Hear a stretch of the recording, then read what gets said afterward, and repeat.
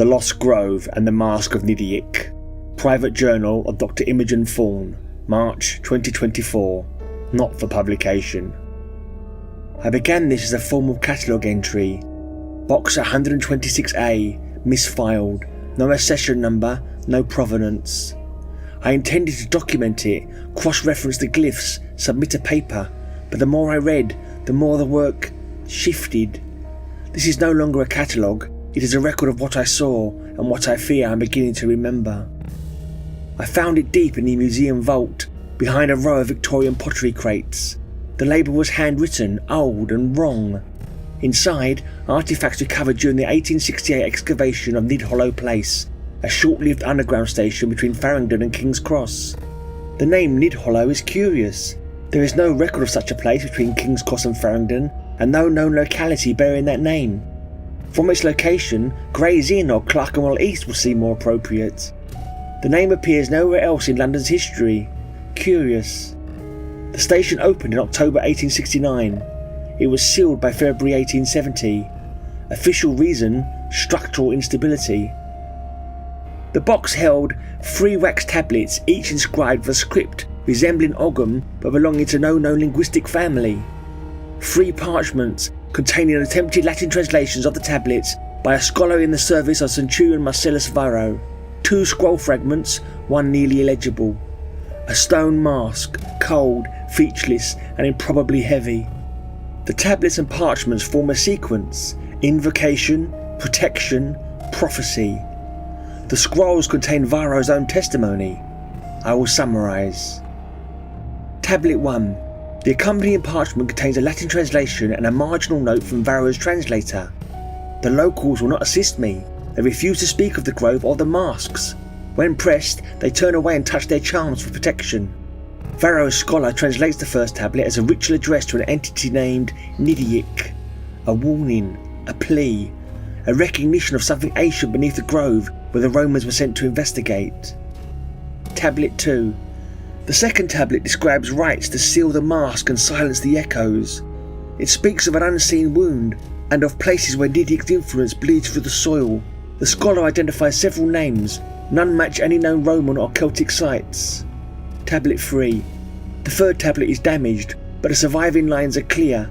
Nydyhik watches, Nydyhik waits. You will come to them willingly in the end. Other markings, older, deeper, were tentatively identified as meaning time and death. No known language matches them. Scroll 1. The testimony of Centurion Marcellus Varro. This is the heart of the horror. I transcribe only the essential passages. The year was AD 47. Londinium was in the earliest stages of its formation. We sent 30 men to investigate the grove. They did not return. I was ordered to lead a larger force, 400 strong. We expected resistance. We found silence. The grove was arranged like a theatre. Masked figures stood in rows. At first they did not speak, they did not move. Then came the others. They bled, they died, but they did not fear. They were naked, painted, screaming, but not druids. They were ours, men from the first cohort, men we had buried in our minds. They fought without hesitation, without pain.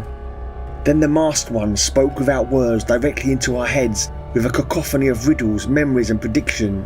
They told us things no living man could know. 2 prophecies were aimed at me. Your son will drown in a river you have not yet seen. You will forget your own name before you die. Some of our own turned on their brothers because they were reminded of a slight, a wound that had never healed, or foretold of a betrayal. They made us fight ourselves. In the chaos, a druid's mask was struck loose. The figure beneath collapsed instantly. We began to target the masks. It worked, but we lost many. After all the masks were removed, the deserters, those who had once been ours, stood like walking corpses. We executed them. They did not resist. We burnt the grove, salted the ground, shattered the masks. One remained. It would not break. I kept the mask in secret. I would look at it now and again, but the reflections I saw off it chilled me. It seemed to call me to wear it, but I resisted, eventually locking it away in the chest. Scroll 2, a note from Varro dated AD 95. Varro writes, I am buried in the mask, the scrolls, and the tablets back where I first found them, beneath the soil of the grove now lost beneath the city's bones. May these relics remain hidden, sealed away from memory and time, lest the wound reopen. He mentions the River Tyne, where his son drowned, though at the time of the battle he had been childless and had not yet travelled there. His last lines are shaky, the handwriting deteriorating. Varro mentions his fading memory. Sometimes his own name escapes him, but he still vividly recalls that day in the grove. The Mask. The mask is a cold, featureless stone artifact, roughly palm-sized, its surface smooth and unmarked, unnervingly heavy for its size. It bears 2 small holes where the eyes would be, and subtle notches along the edges where a leather strap could be threaded to bind it to a face. The stone shows no sign of aging or damage, as if preserved beyond natural decay. The coldness of the stone seems unnatural, as if it carries the chill of the buried grove itself. I had been handling the mask for just a few minutes when a flood of images began to overwhelm me. Visions not my own, yet intimately familiar. I saw Romans locked in brutal combat beneath a storm-darkened sky, their faces twisted with fear and fury. I glimpsed shadowy sacrifices beneath ancient trees, the air thick with smoke and whispered prayers. A boy struggled beneath cold, rushing waters, his small hands reaching desperately for air that would not come. A man, lost and disoriented, wandering through a labyrinthine train station, the echoes of footsteps and distant voices folding into a haunting chorus. Then, impossibly, I saw myself, older, worn, standing at the edge of some unknown future, caught between memory and prophecy. Thoughts surged unbidden, warnings, fragments of futures that might be, or perhaps already are. Fragments of my past surfaced too, moments of childhood laughter in a sunlit garden, the sharp sting of loss when my father disappeared, the quiet resolve in my early days as a scholar chasing shadows in dusty archives. A voice, not mine, whispers, "You will come to us willingly in the end." There was a moment, brief but real, when I feared I might lose myself the way Varro did, a hollowing in the edges of my thought. It faded when I put the mask down. I am still myself. I think I am. The mask is not merely an artifact. It is a vessel of time, memory and fate.